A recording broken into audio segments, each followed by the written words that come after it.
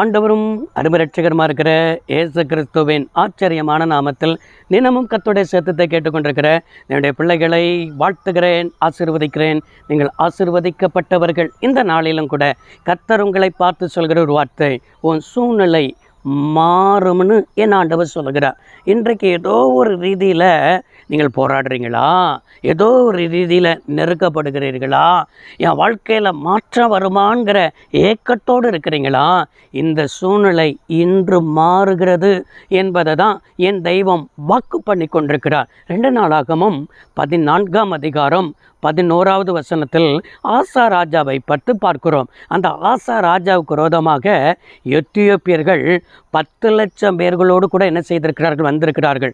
300 ரதங்களோடு கூட வந்து நிற்கிறார்கள். அப்படி நிற்கும் பொழுது தான் 2 நாளாகமும் 14ஆம் அதிகாரம் வசனம் 11இல் இவ்வாறாக வாசிக்கிறோம். ஆசா தன் தேவனாயிருக்கிற கர்த்தரை நோக்கி, பலனுள்ளவனானாலும் பலனற்றவனானாலும் உதவி செய்கிறது உமக்கு லேசான காரியம் என்று சொல்லி தன் தேவனை நோக்கி ஜெபிக்கிறதை பார்க்க முடிகிறது. அப்படி என்றால் நம்முடைய வாழ்க்கையில் சூழ்நிலை மாறுவதற்கு நம்முடைய சொந்த பலத்தினால் சூழ்நிலை மாறாது. மாம்சத்துக்கு இடம் கொடுத்தால் சூழ்நிலை மாறாது. நம்முடைய வாழ்க்கையில் நம்ம நினைக்கிறோம், நம்ம என்னெல்லாம் முடியுமோ அத்தனை முயற்சிகளை செஞ்சு பார்க்குறோம். சூழ்நிலை மாற மாட்டேங்குது, போராட்டம் மாற மாட்டேங்குது. போராட்டத்துக்கு மேலே போராட்டம் தான் வருகிறது, பிரச்சனைக்கு மேலே பிரச்சனை தான் வருகிறது. இதற்கு காரணம் என்ன தெரியுமா? நீங்கள் உங்கள் சொந்த பலத்தில் போராடிக்கிட்டு இருக்கிறீங்க. மாம்ச பலன் ஒன்றுக்கும் உதவாதுன்னு என் பைபிள் சொல்லுகிறது.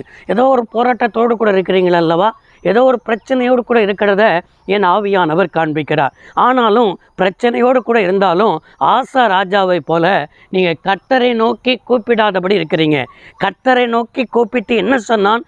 பலன் உள்ளவனானாலும் பலனற்றவனானாலும் உதவி செய்கிறது உமக்கு லேசான காரியம். அப்படின்னா கர்த்தருடைய உதவியை ஆசா ராஜா என்ன செய்கிறான்? நோக்கி பார்த்து கெஞ்சினான். நீர் எனக்கு உதவி செய்யுங்கப்பா. எத்தியோப்பியர்கள் 10 லட்சம் பேர் வந்துட்டாங்க ஆண்டவர். 300 ரதங்களோடு எங்களை சூழ்ந்து கொண்டுட்டாங்க ஆண்டவர். இதன் மத்தியில் என்ன செய்வதுன்னு தெரியவில்லை. எங்களுடைய கண்கள் உண்மையே நோக்கி கொண்டிருக்கிறது என்று சொல்லி ஆசா ராஜா கர்த்தரையே நோக்கி பார்த்து கூப்பிட்டான். கூப்பிடும் பொழுதுதான் கர்த்தர் என்ன செய்தார்? 2 நாளாகமம் 14ஆம் அதிகாரம் 13வது வசனத்தில் எத்தியோப்பியர்கள் திரும்ப பலன் கொள்ளாமல் போக மட்டும் முறிந்து விழுந்தார்கள் என்று பார்க்கிறோம். ஒரு பிரச்சனை முடிச்சுட்டு வந்தோம், இன்னொரு பிரச்சனை வந்துருச்சு. அந்த பிரச்சனைக்கு மேலே பிரச்சனை வந்துருச்சு. அப்படின்னு இல்லாமல் கர்த்தர் ஒரு பிரச்சனை ஆஃப் பண்ணுவார்னா எத்தியோப்பியர்கள் முறிந்து விழுந்து திரும்ப பலன் கொள்ளாதபடிக்கு கர்த்தர் செய்தார். திரும்ப பிரச்சனை வராதபடி கர்த்தர் செய்தார். பிரச்சனைக்குரியதையே கர்த்தர் காலி பண்ணிட்டார். அப்படி என்றால் இன்றைக்கும் கர்த்தர் செய்கிற செயலுக்கு தான் நீங்கள் ஒப்பு கொடுக்கணும். கர்த்தர் குறுக்கிடணும்னு ஒப்பு கொடுக்கணும். கர்த்தரை நோக்கி பார்க்கணும். நீங்கள் பார்த்து பாருங்கள், எந்த எத்தியோப்பியர்கள் ஆய்வு வரட்டுமே, எந்த அமலேக்கியர்கள் வரட்டுமே, எந்த பெலிஸ்தியர்கள் வரட்டுமே, எத்தனை ரதங்களோடு வரட்டுமே, எத்தனை மனிதர்களோடு கூட வரட்டுமே, என் தேவனுக்கு முன்பால் நிற்க முடியாது. என் தேவன் எப்படிப்பட்ட தேவன் தெரியுமா? சூழ்நிலைகளை மாற்றுகிற தேவன், மாற்றத்தை உண்டு பண்ணுகிறவர் அவர் மட்டும்தான். அவரை நோக்கி உங்கள் கண்களை பாருங்கள், நிச்சயமாய் அற்புதங்களை செய்வார். ஜெபமனோ சர்வ வல்லமையுள்ள தெய்வமே, அருமை தகப்பனே, இன்றைக்கு உடைய பிள்ளைகள் போராட்டத்தோடு கூட இருக்கிறார்கள், பிரச்சனையோடு கூட இருக்கிறார்கள். இன்றைக்குள்ள சூழ்நிலை மாறட்டும்.